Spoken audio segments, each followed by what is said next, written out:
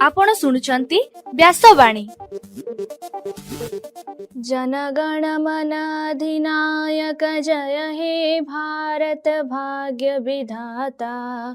पंजाब सिंधु गुजरात मराठा द्राविड उत्कल बंग। विंध्य हिमाचल यमुना गंगा उच्छल जलधि तरंग। तब शुभ नामे जागे तब शुभ आशीष मागे। गाए तब जय गाथा जनगण मंगलदायक जय हे भारत भाग्य विधाता। जय हे जय हे जय हे जय जय जय जय हे। या कुंदेन्दु तुषार हार धवला। या शुभ्र वस्त्रामृता। या वीणा वरदंड मंडित करा। या श्वेत पद्मासना। या ब्रह्मा श्रुत शंकर प्रभृति देवै सदा वंदिता। सा मां पातु सरस्वती भगवती। निशेष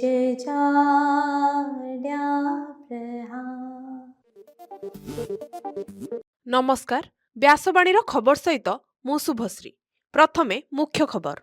फकीरमोहन विश्वविद्यालयर स्नातकोत्तर भूतत्व विभाग पक्षरु आजिठारु 2 दिनिया अंतर्जातीय सम्मेलन आरंभ। आसंता 21 तारिख ठारु बालेश्वर आरंभ हेबो एक्सपो मेला। आज बोर्ड पक्षरु एकक ओडिया भाषा परीक्षा फल प्रकाश पाइब। एणिकी पंचम श्रेणी जाए मातृभाषा शिक्षा को बाध्यतामूलक कले केंद्र सरकार। पश्चिमबंग रे निपा भूताणु संक्रमण पर सीमांतवर्ती जिला को सतर्क कराइले राज्य सरकार। नोबेल विजयिनी मारिया माचाडू डोनाल्ड ट्रम्प को नोबेल शांति पुरस्कार प्रदान कले। आजिठारु कलिंग स्टाडियम रे हॉकी इंडिया लीग आरंभ हेउछि एवं आगामी 2 दिन पर्यंत राज्य में प्रबल शीत अनुभूत हेबा नै पाणीपाग विभाग पक्षरु पूर्वानुमान। एबे संपूर्ण खबर।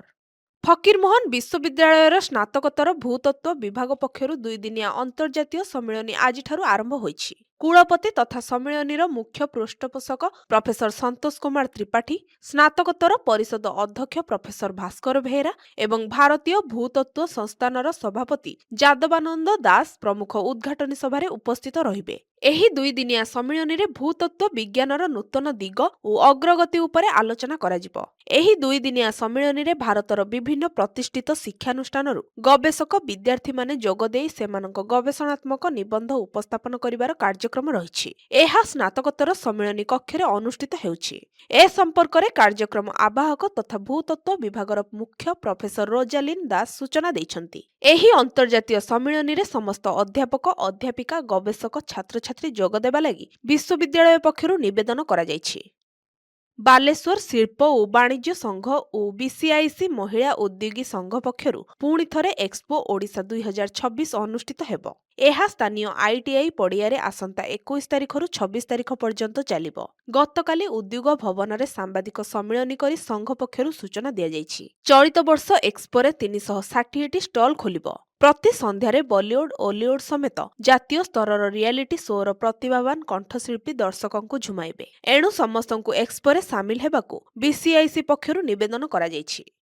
माध्यमिक शिक्षा परिषद पक्षरु परिचालित 10म श्रेणीर द्वितीय एकक ओडिया भाषा परीक्षा और 8म श्रेणीर अर्धवार्षिक ओडिया भाषा परीक्षा फलाफल आज अपराह्न 2टारे प्रकाश पाइब। एही दुई परीक्षार फलाफल बोर्ड वेबसाइट www.bscodisha.ac.in रे उपलब्ध हेबो। एहासह 1 मास पर्यंत कृति परीक्षार्थींको डिजिटल सर्टिफिकेट मध्य संपृक्त वेबसाइट रु मिलिबो बोली सभापति श्रीकांत तराई सूचना दैछन्ति।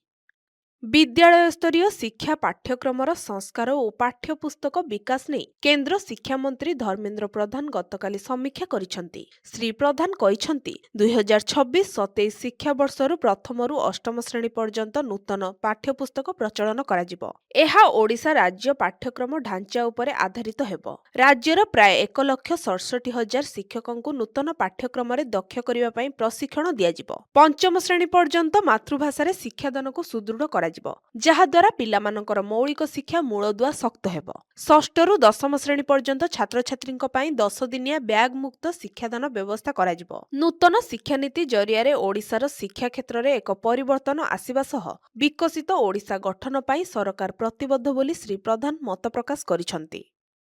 ପଶ୍ଚିମବଙ୍ଗରେ ନିପା ଭୂତାଣୁ ସଂକ୍ରମଣ ପରେ ସୀମାନ୍ତବର୍ତ୍ତୀ ଜିଲ୍ଲାକୁ ରାଜ୍ୟ ସରକାର ସତର୍କ କରାଇଛନ୍ତି। ରାଜ୍ୟରେ ନିପା ଭୂତାଣୁ ସମ୍ପର୍କିତ ସ୍ଥିତି ଓ ପ୍ରତିରୋଧମୂଳକ ପ୍ରସ୍ତୁତିକୁ ନେଇ ଗତକାଲି ସ୍ୱାସ୍ଥ୍ୟମନ୍ତ୍ରୀ ମୁକେଶ ମହାଲିକ ସମୀକ୍ଷା କରିଛନ୍ତି। ସ୍ୱାସ୍ଥ୍ୟ ବିଭାଗର କମିଶନର ତଥା ଶାସନ ସଚିବ ଆଶ୍ୱଥୀ ଏସ୍, ଜନସ୍ୱାସ୍ଥ୍ୟ ନିର୍ଦ୍ଦେଶକ ଡାକ୍ତର ନୀଳକଣ୍ଠ ମିଶ୍ର, ସ୍ୱାସ୍ଥ୍ୟସେବା ନିର୍ଦ୍ଦେଶକ ଡାକ୍ତର ପ୍ରଦୀପ କୁମାର ଗୁରୁ, ମେଡିକାଲ ଶିକ୍ଷା ଏବଂ ପ୍ରଶିକ୍ଷଣ ନିର୍ଦ୍ଦେଶକ ଡାକ୍ତର ସନ୍ତୋଷ କୁମାର ମିଶ୍ର ପ୍ରମୁଖ ଏହି ବୈଠକରେ ଉପସ୍ଥିତ ରହି ମନ୍ତ୍ରୀଙ୍କୁ ରାଜ୍ୟ ସ୍ଥିତି ସମ୍ପର୍କରେ ଅବଗତ କରାଇଥିଲେ। ବୈଠକ ପରେ ସ୍ୱାସ୍ଥ୍ୟମନ୍ତ୍ରୀ ସାଧାରଣ ଜନତାଙ୍କୁ ଆତଙ୍କିତ ନ ହେବାକୁ କହିଛନ୍ତି। ତାହା ସହ ସମସ୍ତ ସୀମାବର୍ତ୍ତୀ ଜିଲ୍ଲାକୁ ସତର୍କ ରହିବା, ସନ୍ଦେହଜନକ ମାମଲାରେ ତୁରନ୍ତ ସନ୍ଧାନ, ହସ୍ପିଟାଲରେ ପର୍ଯ୍ୟାପ୍ତ ଔଷଧ, ପିପିଇ କିଟ୍ ଓ ଚିକିତ୍ସା ସାଧନ ରଖିବାକୁ ନିର୍ଦ୍ଦେଶ ଦିଆଯାଇଛି।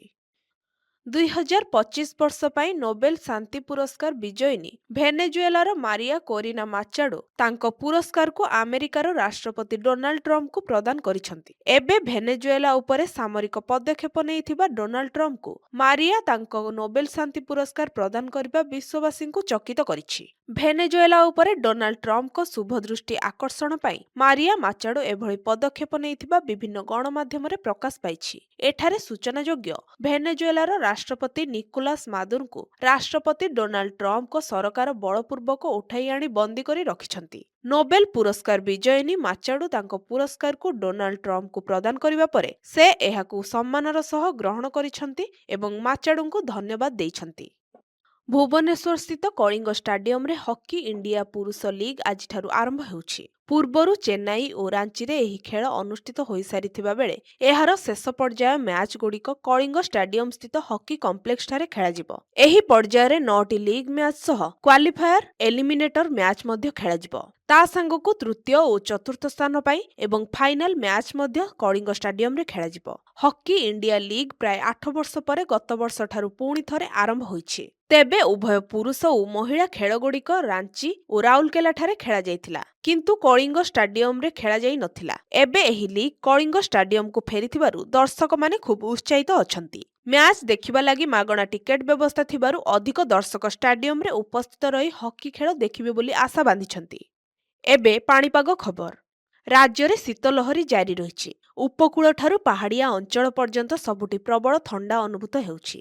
ପାଣିପାଗ ବିଭାଗର ସୂଚନା ଅନୁସାରେ ଉଦୟଗିରିଠାରେ ଗତକାଲି ରାଜ୍ୟର ସର୍ବନିମ୍ନ ତାପମାତ୍ରା 2.6 ଡିଗ୍ରୀ ସେଲସିୟସ୍ ରେକର୍ଡ କରାଯାଇଛି। ସେହିପରି ରାଉରକେଲାଠାରେ ତାପମାତ୍ରା 4.6 ଡିଗ୍ରୀ ଥିବା ଜଣାପଡ଼ିଛି। ଭୁବନେଶ୍ୱରରେ ରାତି ତାପମାତ୍ରା 10.5 ଡିଗ୍ରୀ ଓ କଟକରେ 10 ଡିଗ୍ରୀ ଥିବା ରେକର୍ଡ ହୋଇଛି। ଆସନ୍ତା 2 ଦିନ ପର୍ଯ୍ୟନ୍ତ ରାଜ୍ୟରେ ପ୍ରବଳ ଥଣ୍ଡା ଅନୁଭୂତ ହେବା ସହିତ କିଛି ଜିଲ୍ଲାରେ ଘନ କୁହୁଡ଼ି ଦେଖାଯିବା ନେଇ ଭୁବନେଶ୍ୱର ଆଞ୍ଚଳିକ ପାଣିପାଗ ବିଜ୍ଞାନ କେନ୍ଦ୍ର ପକ୍ଷରୁ ପୂର୍ବାନୁମାନ କରାଯାଇଛି। ଏବେ ଆସନ୍ତୁ ଶୁଣିବା ଆଜିର ସ୍ୱାସ୍ଥ୍ୟବାଣୀ। ଏଥିରେ ଶୁଣନ୍ତୁ କୋଷ୍ଠକାଠିନ୍ୟ ସମସ୍ୟାର କାରଣ ଏବଂ ଏହାର ଘରୋଇ ଉପଚାର ସମ୍ପର୍କରେ। ଆଜିକାଲିର ବ୍ୟସ୍ତବହୁଳ ଜୀବନ ସାଙ୍ଗକୁ ଖାଦ୍ୟପାନୀୟରେ ଅନିୟମିତତା ଯୋଗୁଁ କୋଷ୍ଠକାଠିନ୍ୟ ସମସ୍ୟା ଦେଖାଯାଉଛି। ଏବେ ଏହା ଏକ ସାଧାରଣ ସମସ୍ୟାରେ ପରିଣତ ହେଲାଣି। କୋଷ୍ଠକାଠିନ୍ୟର ଅର୍ଥ ହେଉଛି ପେଟ ସଫା ନ ହେବା ଏବଂ ଝାଡ଼ା ଟାଣ ହେବା। ଏହାଦ୍ୱାରା ମଳଦ୍ୱାର ଯନ୍ତ୍ରଣା ହୁଏ ଏବଂ ବେଳେବେଳେ ରକ୍ତ ଝରେ। ଏହି ସମସ୍ୟା ଦୀର୍ଘ ସମୟ ଧରି ଲାଗି ରହିଲେ ତାହା କ୍ରମେ ଜଟିଳ ରୋଗରେ ପରିଣତ ହୁଏ। କୋଷ୍ଠକାଠିନ୍ୟ ସମସ୍ୟାର ପ୍ରଧାନ କାରଣଗୁଡ଼ିକ ମଧ୍ୟରୁ କମ୍ ପାଣି ପିଇବା, ଅନିୟମିତ ଭୋଜନ, ଶାରୀରିକ ପରିଶ୍ରମର ଅଭାବ, ଅଧିକ ତେଲିଆ ଓ ଫାଷ୍ଟଫୁଡ୍ ଖାଦ୍ୟ ଖାଇବା, ମାନସିକ ଚାପ ଏବଂ ଦୀର୍ଘ ମାସ ଧରି ବିଭିନ୍ନ ପ୍ରକାର ଔଷଧ ସେବନ ଇତ୍ୟାଦି। ବିଶେଷ କରି ବାର୍ଦ୍ଧକ୍ୟ ସମୟରେ ଏବଂ ଦୀର୍ଘ ସମୟ ବସି ରହି କାମ କରୁଥିବା ଲୋକମାନେ ଏହି ସମସ୍ୟାରେ ଅଧିକ ପଡ଼ନ୍ତି। ପେଟ ଭାରି ଲାଗିବା, ପେଟ ଫୁଲିବା ଭୋକ ନ ହେବା, ମୁଣ୍ଡ ବ୍ୟଥା, ଅସ୍ଥିରତା, ମୁହଁରେ ଦୁର୍ଗନ୍ଧ ଏବଂ ପାଇଖାନା ସମୟରେ କଷ୍ଟ ହେବା ଇତ୍ୟାଦି କୋଷ୍ଠକାଠିନ୍ୟର ସାଧାରଣ ଲକ୍ଷଣ। ଏହାଦ୍ୱାରା ଗ୍ୟାସ୍ ଓ ଅମ୍ଳ ସମସ୍ୟା ଦେଖାଯାଏ। ତେବେ କେତେକ ଘରୋଇ ଉପଚାର ଦ୍ୱାରା କୋଷ୍ଠକାଠିନ୍ୟ ସମସ୍ୟା ଦୂର ହୋଇଥାଏ। ପ୍ରତିଦିନ ଅଧିକ ପାଣି ପିଇବା ଅଭ୍ୟାସ କରନ୍ତୁ। ଦିନକୁ ଅତି କମ୍ରେ 8ରୁ 10 ଗ୍ଲାସ ପାଣି ପିଅନ୍ତୁ। ସକାଳେ ଖାଲି ପେଟରେ ହାଲୁକା ଉଷୁମ ପାଣି ପିଇଲେ ପାଇଖାନା ଭଲ ହୁଏ ଏବଂ କୋଷ୍ଠକାଠିନ୍ୟ ସମସ୍ୟା ଦୂର ହୁଏ। ତନ୍ତୁ ଜାତୀୟ ଖାଦ୍ୟ ଯେପରିକି ସବୁଜ ଶାଗ, ଅମୃତଭଣ୍ଡା, କଦଳୀ ଏବଂ ଓଟ୍ସ ଆଦି ଅଧିକ ଖାଆନ୍ତୁ। ଗରମ ପାଣିରେ ଭୁସି ପକାଇ ରାତିରେ ପିଅନ୍ତୁ। ଏହାଦ୍ୱାରା ପେଟ ସଫା ହୁଏ ଏବଂ କୋଷ୍ଠକାଠିନ୍ୟ ସମସ୍ୟାରୁ ମୁକ୍ତି ମିଳେ। ଉଷୁମ ପାଣିରେ ଅଳ୍ପ ପରିମାଣର ତ୍ରିଫଳା ଚୂର୍ଣ୍ଣ ଫେଣ୍ଟି ଦିନକୁ ଥରେ ପିଅନ୍ତୁ। ଏହାଦ୍ୱାରା ଖାଦ୍ୟ ହଜମ ସହଜ ହୁଏ ଏବଂ କୋଷ୍ଠକାଠିନ୍ୟ ସମସ୍ୟା ଦୂର ହୁଏ। ନିୟମିତ କିଛି ବ୍ୟାୟାମ ଓ ଯୋଗ ଅଭ୍ୟାସ କରନ୍ତୁ। ଭୁଜଙ୍ଗାସନ ଓ ପ୍ରାଣାୟାମ କଲେ କୋଷ୍ଠକାଠିନ୍ୟ ସମସ୍ୟା ଲାଘବ ହୁଏ। ଆଜିର ଖବରକୁ ଏଇଠି ରଖୁଛୁ। ନମସ୍କାର।